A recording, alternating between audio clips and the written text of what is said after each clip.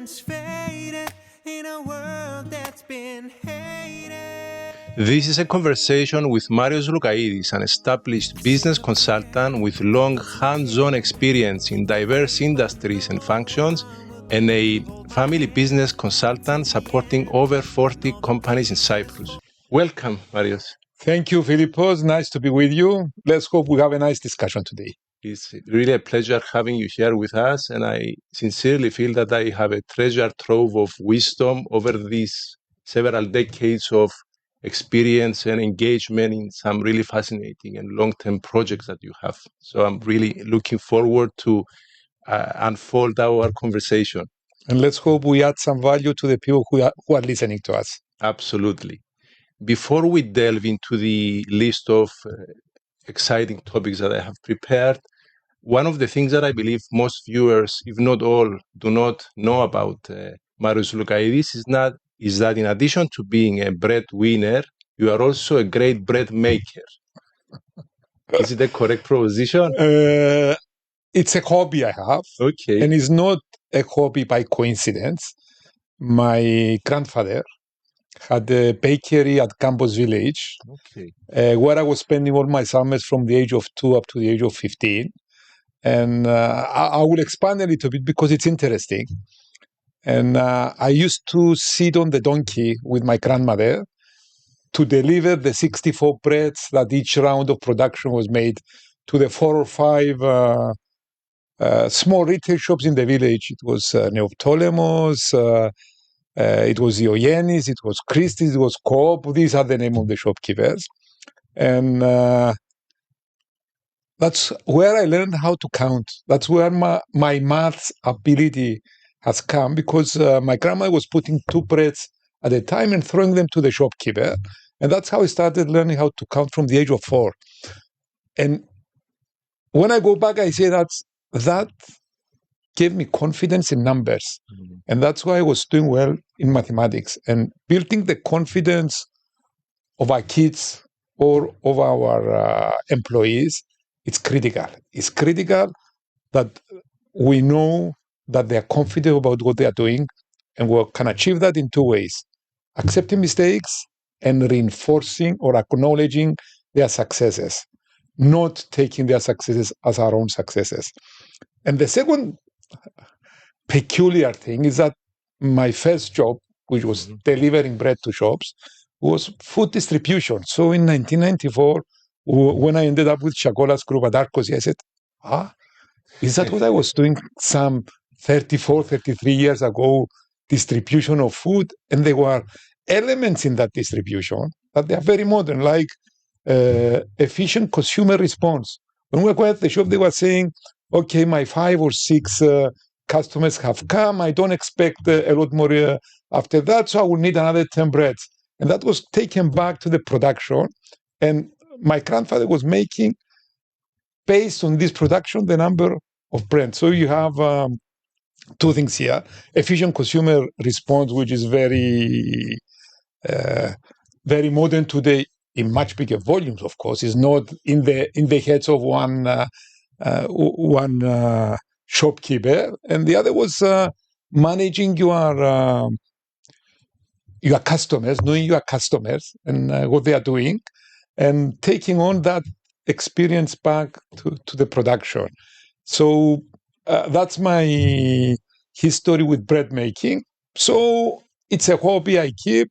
I had a number of unsuccessful runs lately because I did not estimate the change of weather and how it prolonged the time it takes for the bread to mature. So I ran a few unsuccessful runs, but it's part of the learning.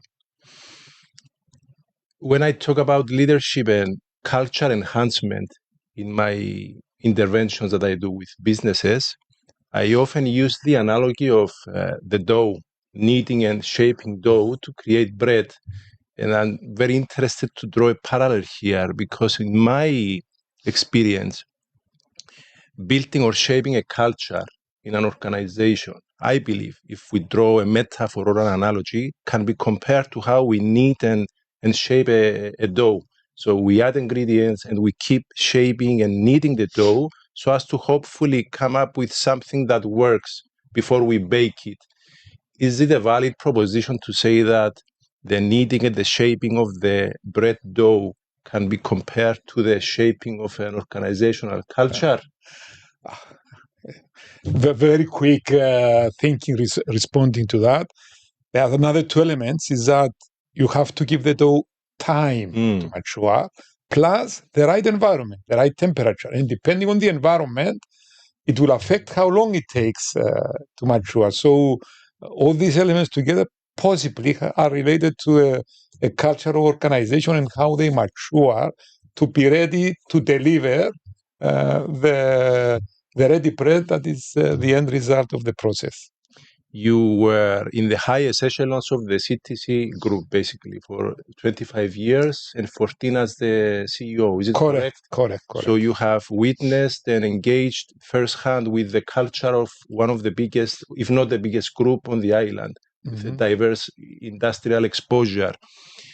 If you can tell us, now that you have ventured into the open seas of the consulting world, is it an advisable pivot for someone in such a mature and successful path of their life to consider making? So the shift from the organizational space into the open sea of consulting, is it something that has pitfalls?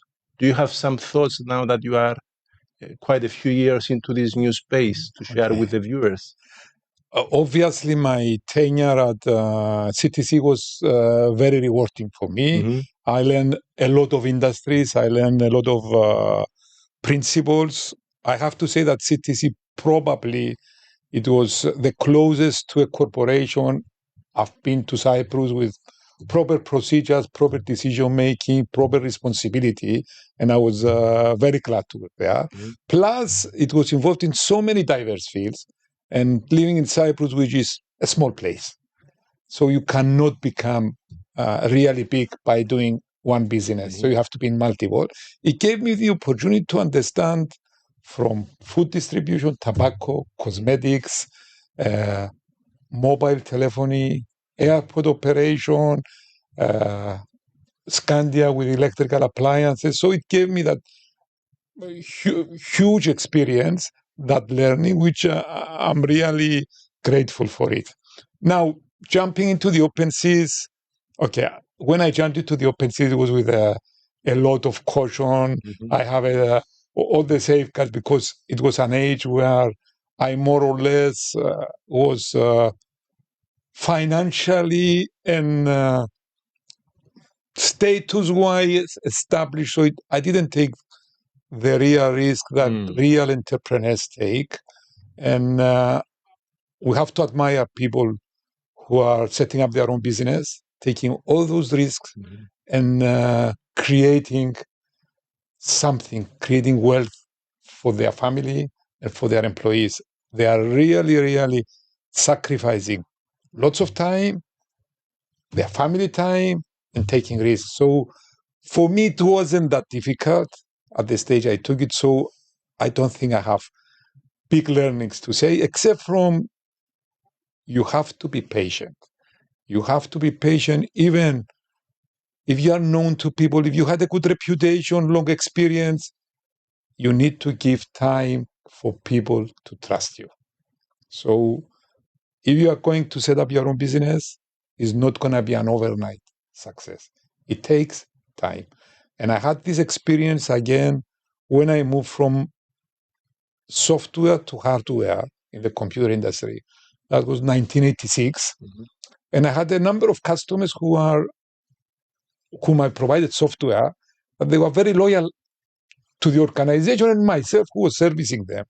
And then when I moved into hardware, I felt that overnight I would have become again, or my company, Dempster at that time, would have become their preferred provider. No, it did not happen. It took a year. People need to take time to trust a new venture. So entrepreneurs need to know that it takes time. So even with a solid reputation being built on the back of a long career, this by itself does not guarantee that entering into a new industry or market, you will be met with immediate acceptance. You still need to allow people to get to know you and to trust you and to lower the tension and to get to know that you can be made a valid partner. Is it a valid thing? It helps. It makes it quicker, but again, it needs time. Instead of 2 years, maybe it has taken 1 year for people to really feel confident in trusting your services. So it's an advice I would like to pass to all entrepreneurs who plan to do either in the service industry or in other industry. Is not going to be an overnight success. So they have to build all the elements and work very hard for people to trust them. You mentioned about the computing part of your past, and I have noted here that you have studied math, physics, and computing science. Has this academic background helped shape your approach to management? Have you managed to reconcile in what ways your academic background has affected your management style? I think it did affect it a lot, but not in a very positive way, because with mathematics, it's black and white. There is no gray. So my management style, especially at the beginning, was let's go, Command, and you follow me, command and you follow me, which happily it worked for me for some years. But now that my hair has become more white, I understand the value of compromising, taking people with you, being patient, which was not my style at that moment. It was more of a mathematical approach. Going forward, I always say that my best school was not my degrees or my academic background. My best education was when I was working with Temstar. We were the agents of Hewlett-Packard. And HP has been the best school I've ever been to. At that time, HP was a very innovative company. It was the time of the test jets, the inkjets, the laser jets, the color printing with the plotters. It was a fantastic period of my time. The learnings I got from HP, the way they manage people, the unofficial coffee break, if you have ever heard of it, that HP introduced was a fantastic learning for me. And it's important, living in Cyprus, to have an experience with overseas companies, big companies, to keep yourself updated on all the new trends, on the new methodologies. Reading books or listening to others is not enough. Having to do with a corporation, with a good corporation overseas, is always a fantastic experience, especially for young people. If we consider that there is a polarity where on the one end, we have the command and dictate style of management, and on the other end of the polarity, we have the decentralized command completely and give complete autonomy to all employees. Let's say that these are the two edges. Is there a sweet spot that, in your experience, can be found in how we manage and lead organizations and stuff? Yes, I believe the Japanese way, maybe, and that's the way that I learned from my boss at Temstar. He had a lot of experience with Japanese people because of Honda. He was a fantastic listener, unbelievable listener. Actually, when we had meetings, Mr. Alexis Dimitriou never talked. He listened, but at the end of the day, he made the decision based on what he listened.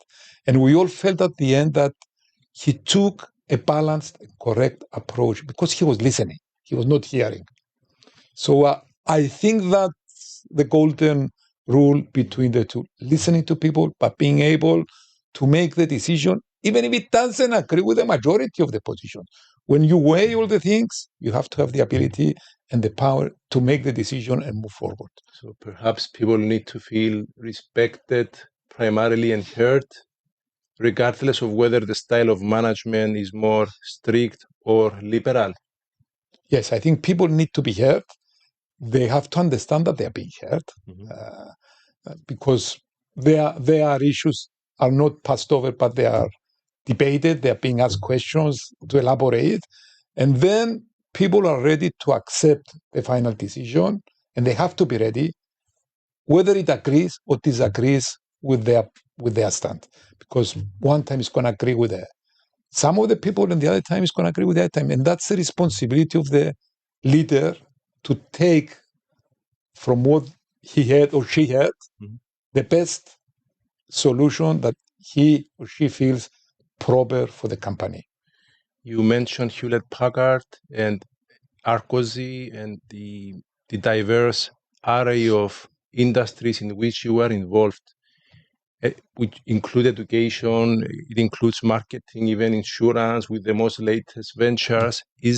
Have you managed to distill some core universal principles which apply in how we lead an organization regardless of the industry? Could someone distill, let's say, up to 3 universal principles that can be used to help anyone dealing with these companies?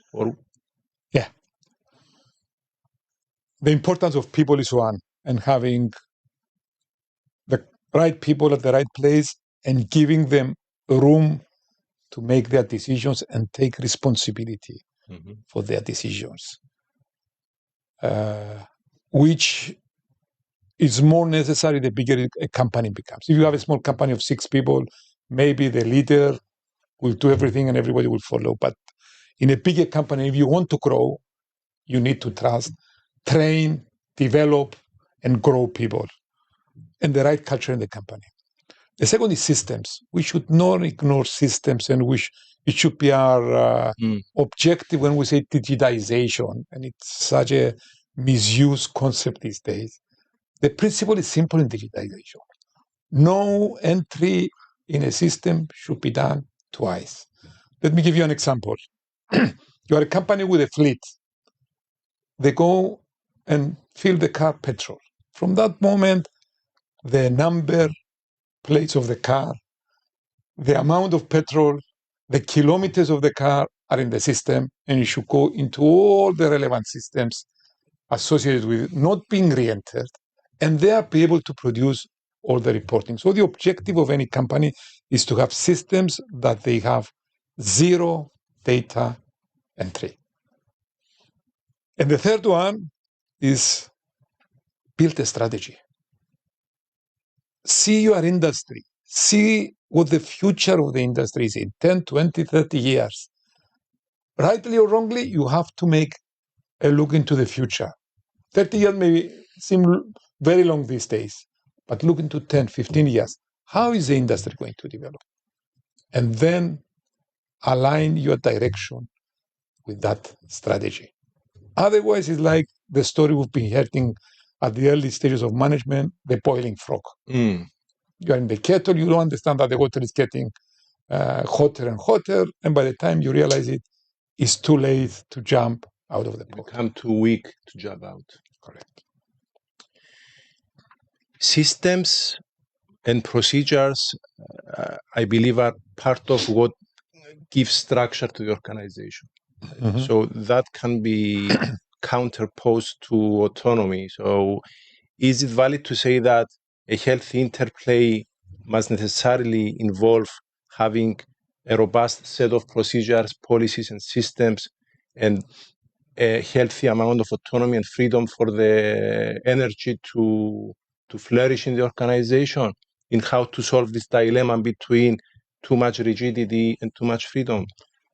I'm not sure if it's a dilemma. Okay. I actually believe that they go together. And that was the example I also learned from HP. HP had very strong systems and also had a very fantastic innovative culture.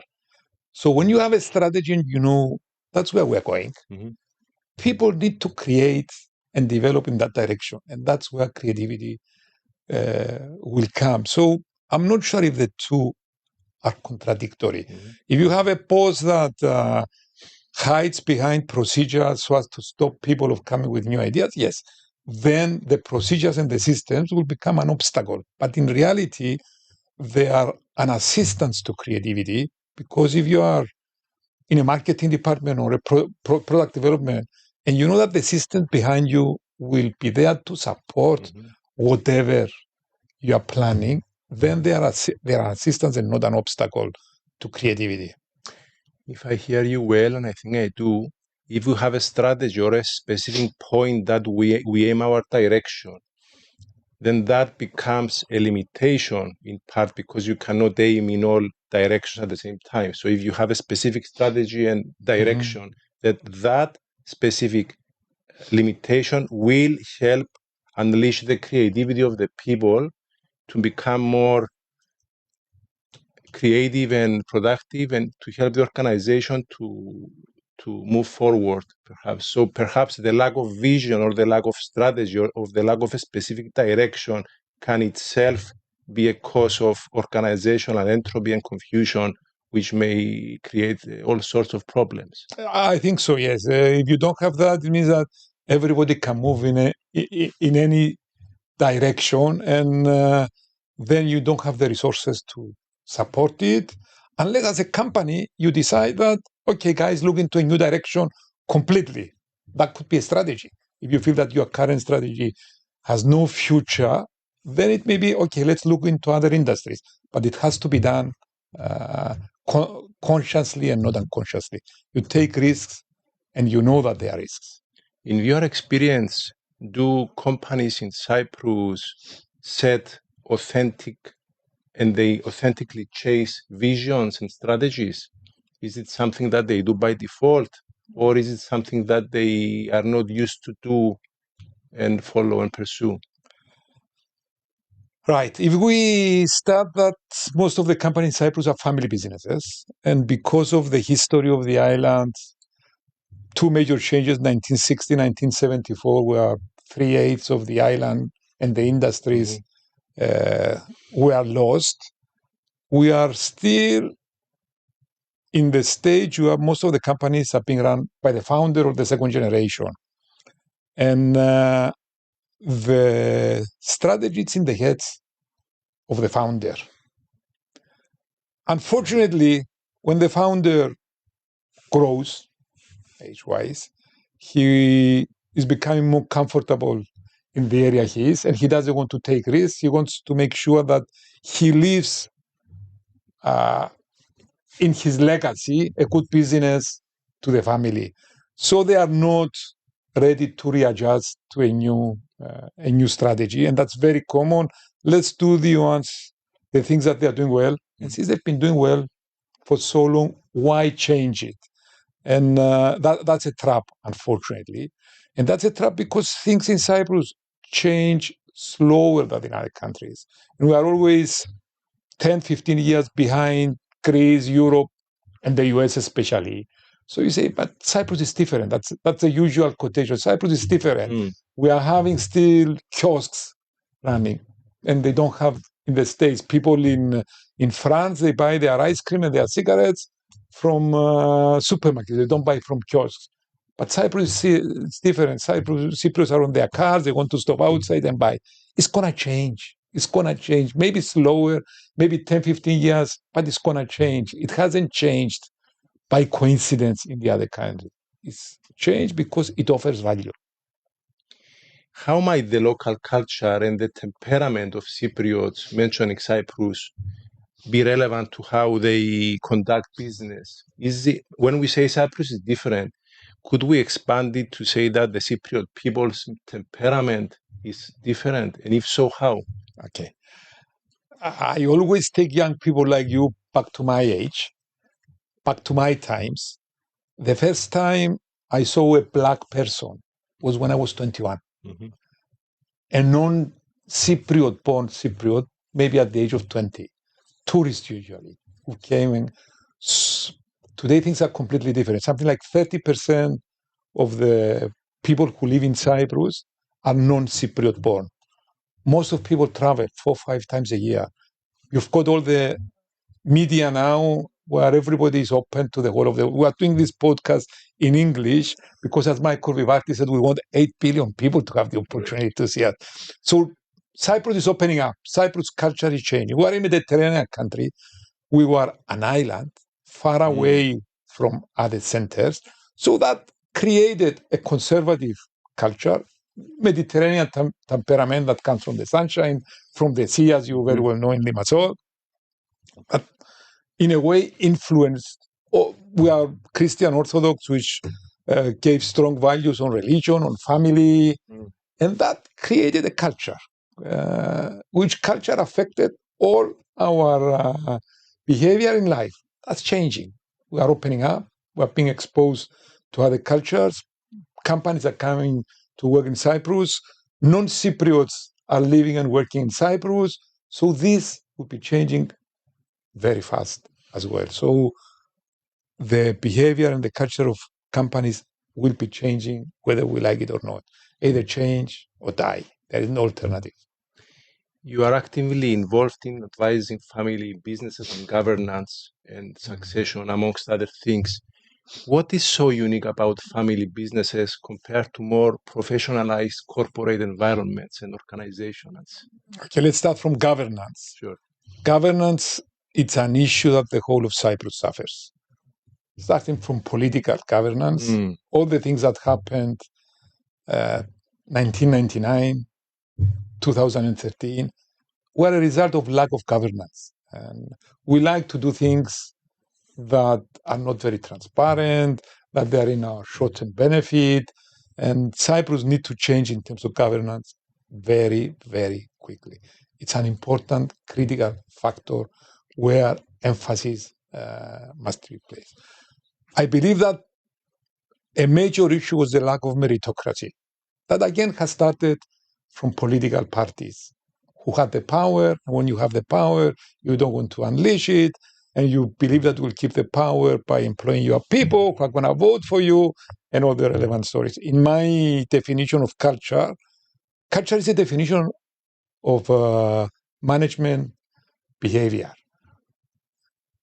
And that goes to families, that goes to countries. If the father has a certain relationship, a certain behavior, the family will behave the same way.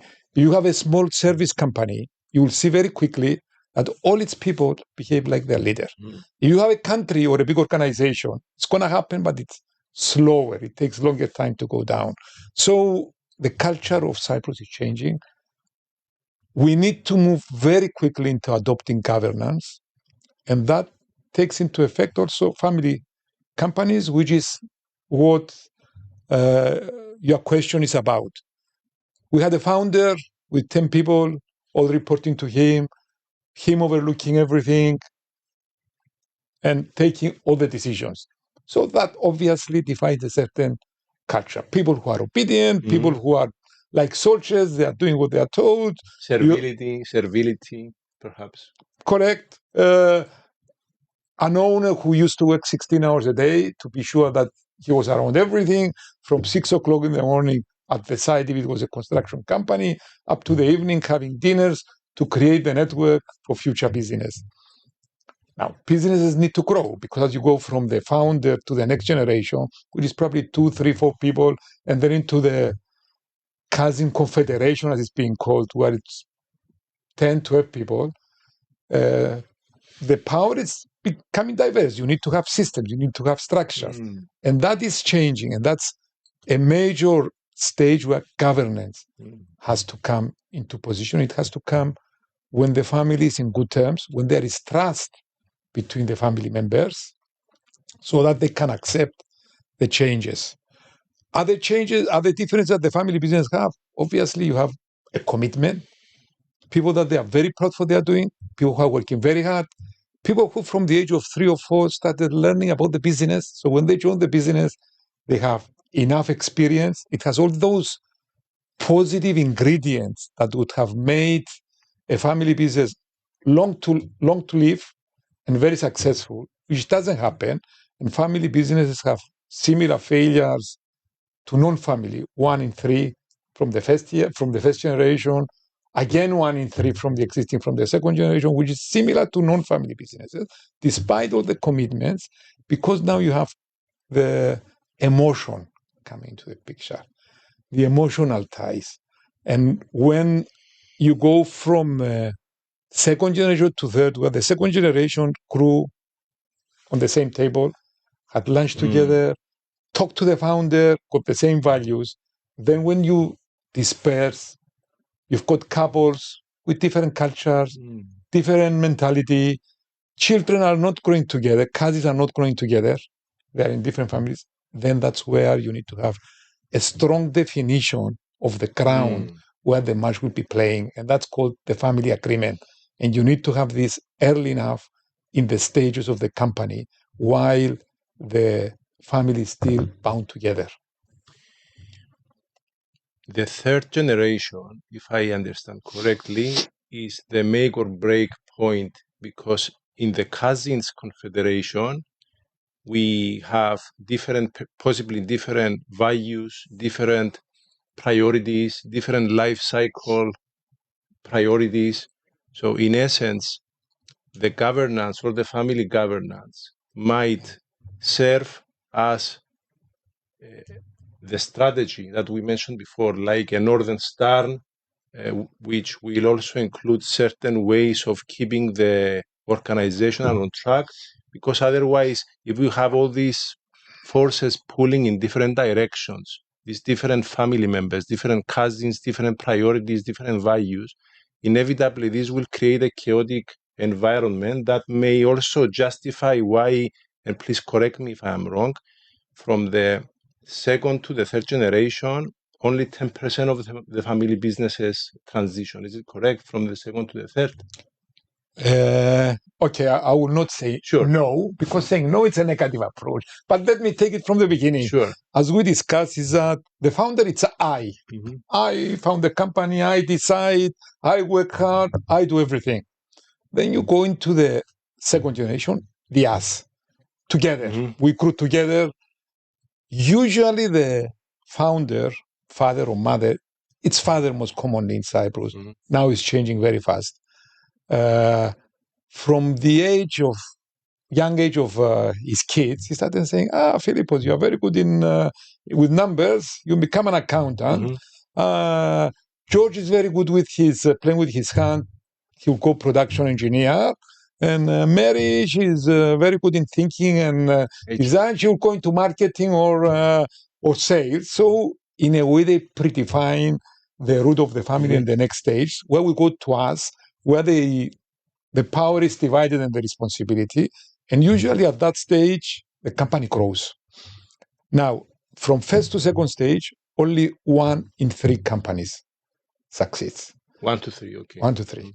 And we go into the cousin confederation, where unfortunately, Philippos, who took over accounts and finance, prepared his kids to take over his function. The same with George, who took on production. And then we create the so-called silos. Philippos family, where Philippos with his wife, Ariana, who came from another family, had a different culture. His kids grew in a different culture than George's kids. So you create silos in the family, and that's very risky. The failure rate is the same, the success rate. Again, 1 in 3 going to second generation. It may be sound more than the first one because at the second stage, the family got established, it was doing well. So you mean from the second to the third is the same? So 1/3 of the second to the third? Correct. It's 1 in 9. It's the 10% you said, but it's the same like the first. And again, from the third to the fourth, it's almost 1 in 3. It's a very common denominator. Symmetrical. Then once you go into the fourth, the companies usually go long time to live. Not data from Cyprus, because Cyprus, it's a young economy. But if you look into France, Japan, where you've got companies who are over 300 years old, 16th, 17th, 9th generation. Some Swiss banks as well have this legacy. Switzerland is very strong in family businesses. Banks are very well known for. Correct. In France, all the branded luxury goods is all family businesses. And then going to the North Star, which directs, it's the values. It's the values of the founder that guide the family. And the values should never be going against them. I'll give you an example. A company has as a value to be humble. And they wanted to employ management trainees. 2 of the applicants were real stars. Very clever, very intelligent, very hardworking. They had all the ingredients. But they came out as a bit arrogant. That went against the values of the company. So they did not employ them. So the values of the founder that the company keeps, it's always a yardstick. Well, whatever decision you make is that in line with the values? If not, we abolish it. We don't do it. We have to go by the values which direct the company. A consultant like yourself gets engaged with family business governance projects so as to help in part also with identifying this yardstick, let's say, and codifying the agreement between the family members, if they agree, in what is known as a family agreement. Is this correct? Correct. Now, the yardstick or the values are there. Yes. And the people who are in the company don't see them because they think that all the companies are like that. But for an outsider, it's very easy to see quickly if a company value is innovation or strict cost control. It's a value. Working hard, it's a value. Creativity, yes. So they all have the values and they are all from the founder. Okay. So an outsider sees them very quickly. And when you tell them that those are the values, they are surprised. How did you find out? It's there. It's in the culture. Now, my responsibility is to bring out those values. I don't create. I just see is to define the family agreement. The family agreement is a very critical document. Tell us a few thoughts about the agreement. Yes, it's a very critical document. It's an ethical document. It's not a legal document. Where, in a way, it's like you define the playground on which you're going to play football. What does it mean? Employment. Who from the family is employed? How are they employed? Do they need to have past experience to be employed by the company? How they are fired? Because nobody will be forever. There are, for example, companies in Switzerland, since you gave the example, to be employed by a family business, you need to work for at least 5 years in another business, get a promotion within those 5 years to be successful, and you are employed in the company, in the family business, at same levels with non-family members. And you are allowed to apply only once. That's a very strict example. That's a business-driven approach. Or most of the Cypriot companies, they take a family-based approach. They encourage family members to join. They accept them if they have the minimum qualifications of a job requirement. They don't create jobs anymore for the family members just to have a job. But usually they accept them if there is a job opening and the family member fulfills the minimum requirements of the job. So that's one part of the family agreement. The second part, shares. Who gets shares? And if you get shares, imagine diluting the family down the lines where you've got fourth generation, third generation, 10, 15, 20 members. Some of them are in Cyprus. Some of them are overseas. Some of them become lawyers or doctors, and they want to sell their shares. Where do they sell? How can they sell? How do we keep it a family business if we want to keep it a family business? So this is the share dividends. People who are in the company, who are employed, they don't want to give dividends because they want to grow the business. They want to have cash available for development. People who are outside, they have a loan, a mortgage, and they may want dividends. Correct. They're doing their personal cash flow on the incomes they expect to get from the company. So these things, they have to be guided by rules. Third and most important is the various institutions you run a company, the governance.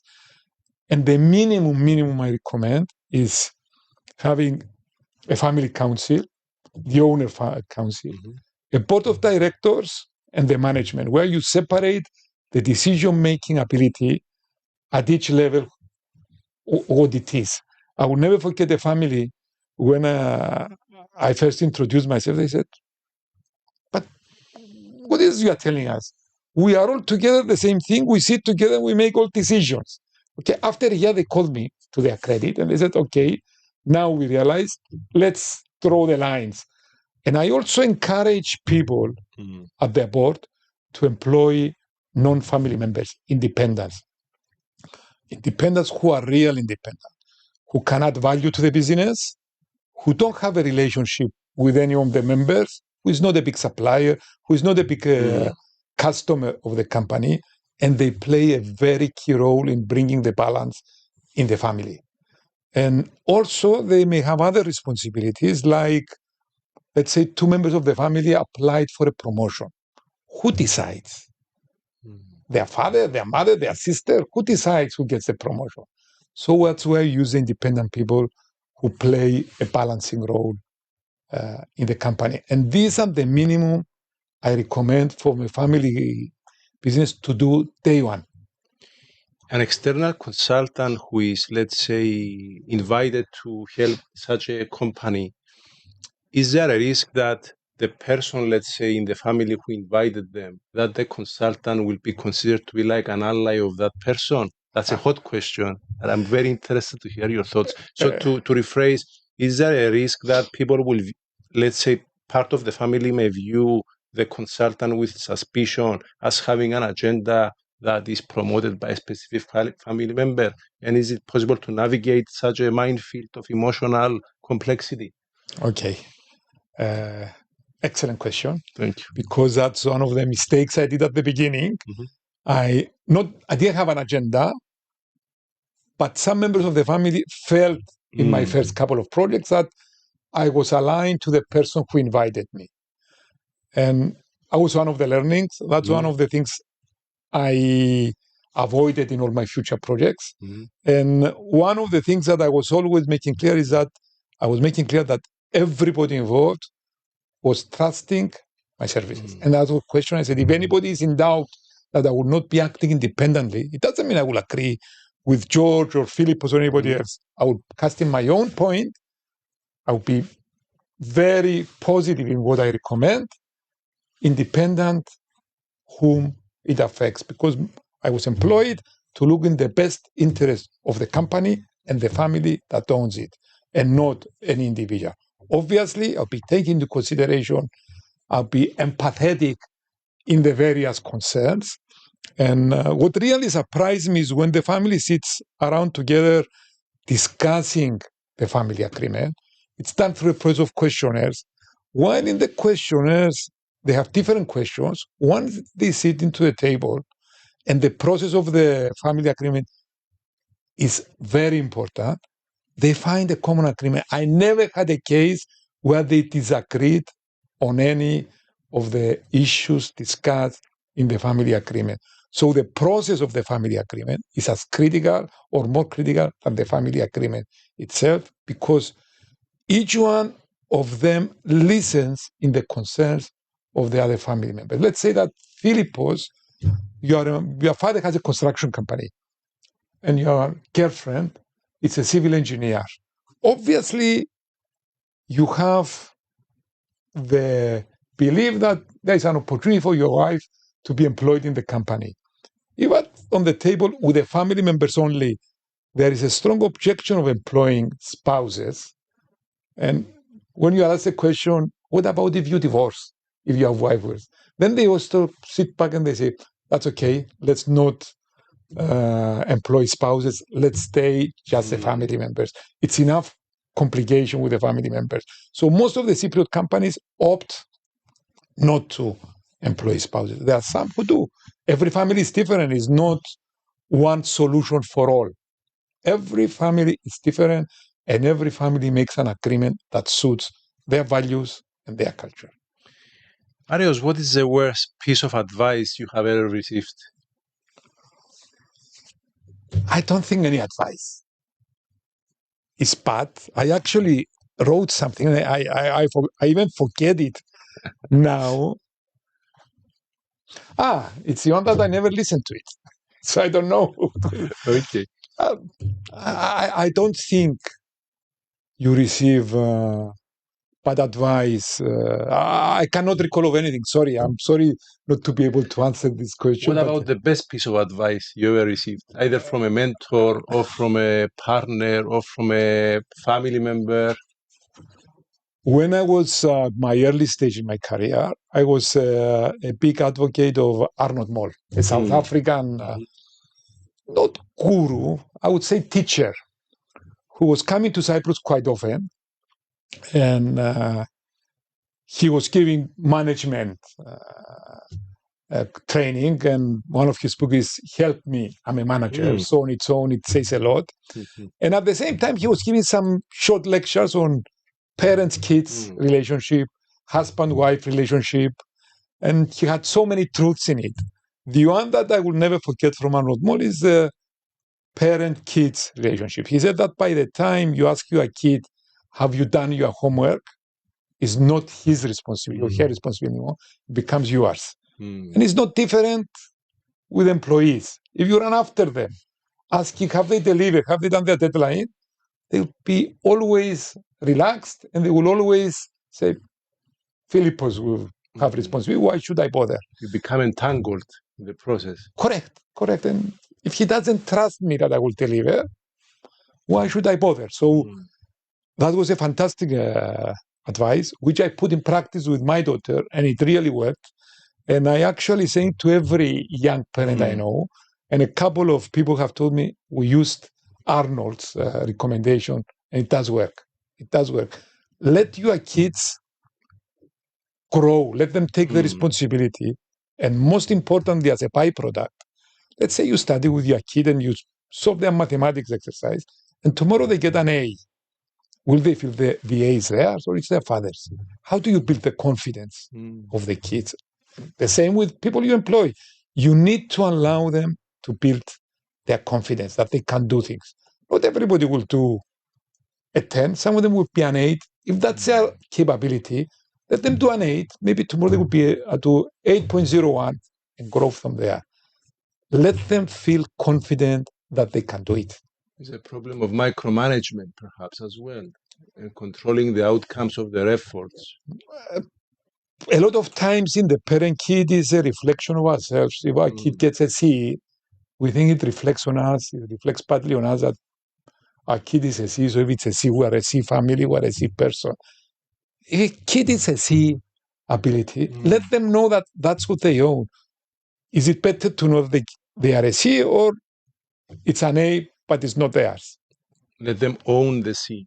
Let them own the C. They know that their ability is there in that specific field, because not everybody is an academic or a good scholar. Everybody has the abilities which they need to find in the way.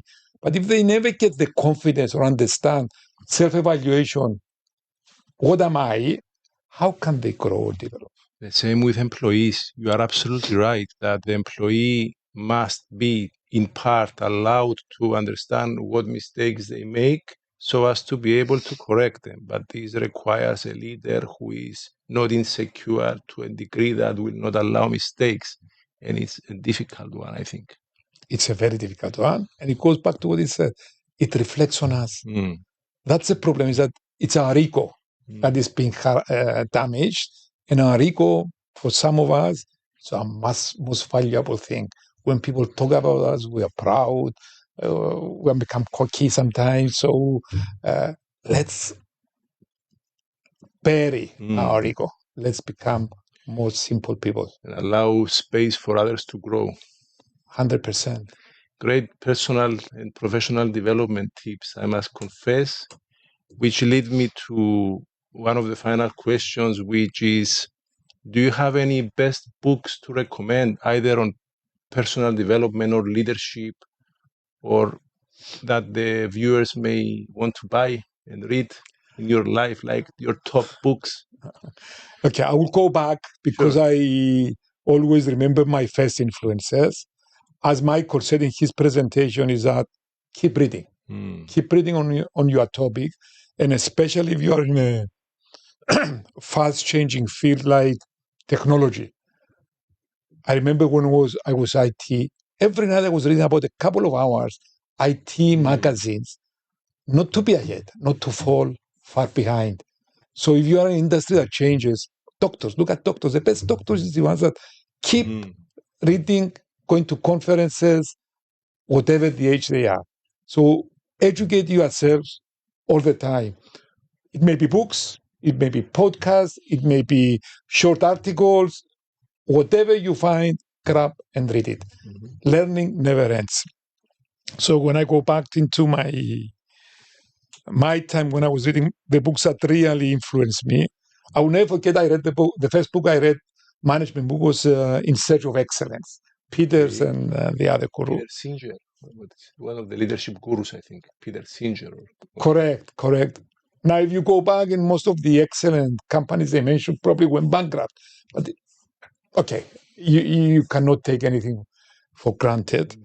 Help Me, I'm a Manager from Arnold Mall. It's a fantastic book.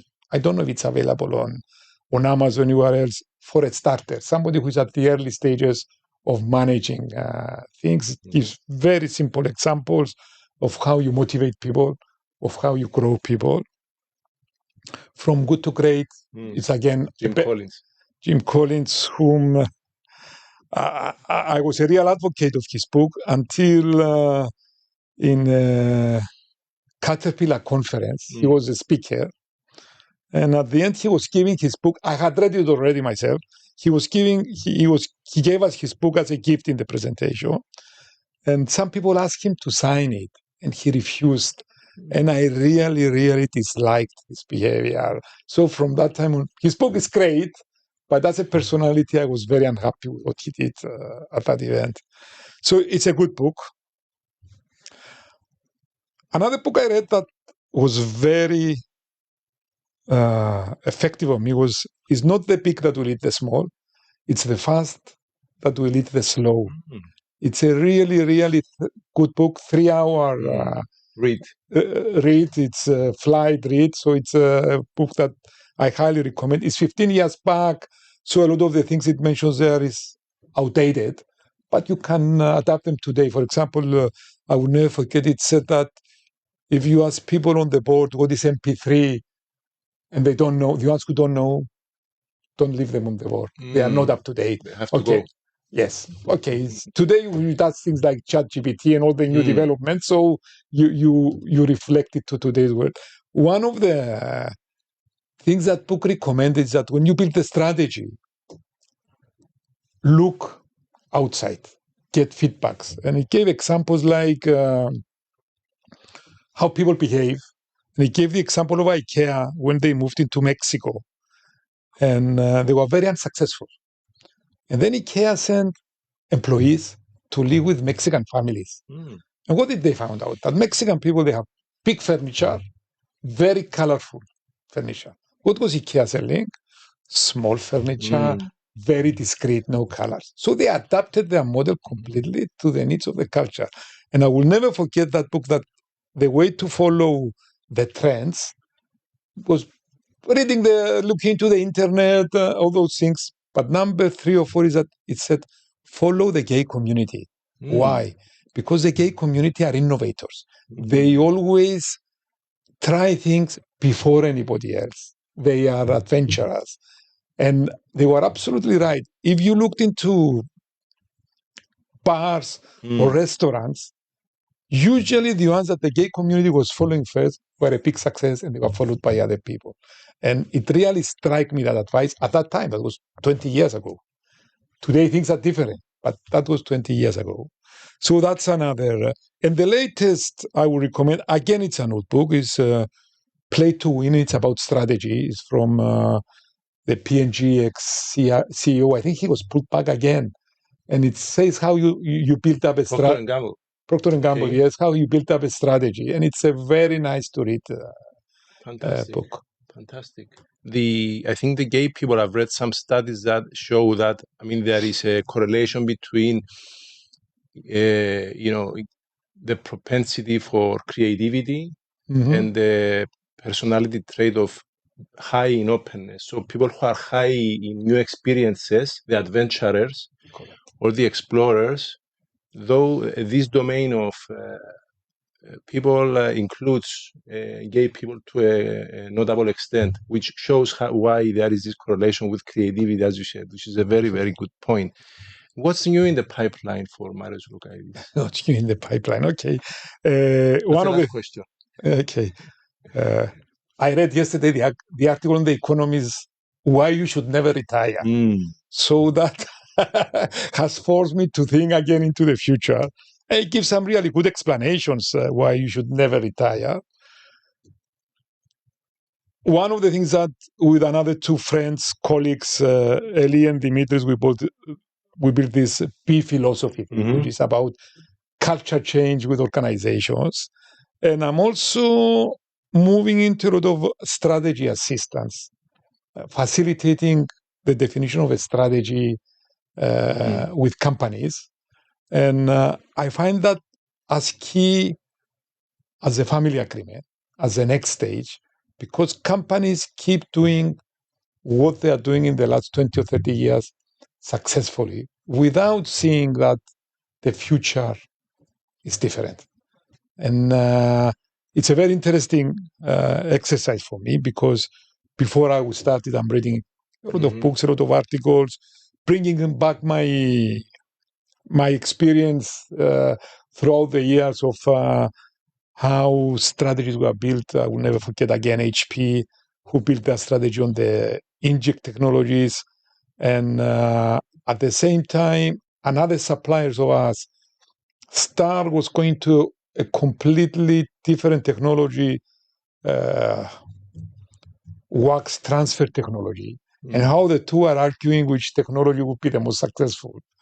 And that taught me a lot about strategy. So defining your strategy and your future strategy is very critical to an organization, because we are not the remote island anymore. We are exposed to the globalization effect. We've got all the outside players affecting us. So building the strategy is key for organizations in Cyprus, a lot more important than it used to be when we were isolated from the rest of the world. So to bring the conversation to an end, I will say that, like, to create a perfect bread, we need to have patience, we need to experiment, to have good ingredients, and to keep trying and not retiring and not resigning. I am inclined to believe that success requires all these traits and values that you have highlighted through the conversation, which is patience, perseverance, creativity, systematic approach to whatever it is that we do, and continuous learning as the ingredients for flourishing. I will add two more ingredients. Sure, feel free. My daughter and my wife. My daughter always praises what I do, which gives me more confidence. And my wife is very honest and critical, and she tells me, "You have prayed today, lacked something." It's the voice of conscience. Exactly. So this combination gives me understanding that she's right about what she said. So I'll have to do something different or go back to the old recipes. Plus, somebody who is pleased all the time. So we'll keep doing it. It's a carrot and a stick in your family. All in one. All in one combination. Marios, thank you so much for enriching this podcast with your views. I'm so happy that you have joined the show, and I wish you all the best with your exciting projects. And I have no doubt that you will continue to offer value to our community and the world. Filippo, thank you a lot. I wish you all the best as well with your services you provide, your advisory services with culture change, with all these you're involved. And as we said before, it's an industry that grows. Companies really understand their value. And you remember we said before that people need to work to grow an industry. And we discussed the discussion of the winemakers in Greece who promoted Greek wine together. And eventually, when it was accepted and acknowledged globally, then they start building their own brand. It's an industry that people need to work together to promote so that customers will understand the value and be able to get these services. Thanks a lot. Nice talking to you. Likewise. Thank you so much. Thank you. My eyes and stretch my soul to gather up the nerve to carry on. Daisies, where have you been? I've been staying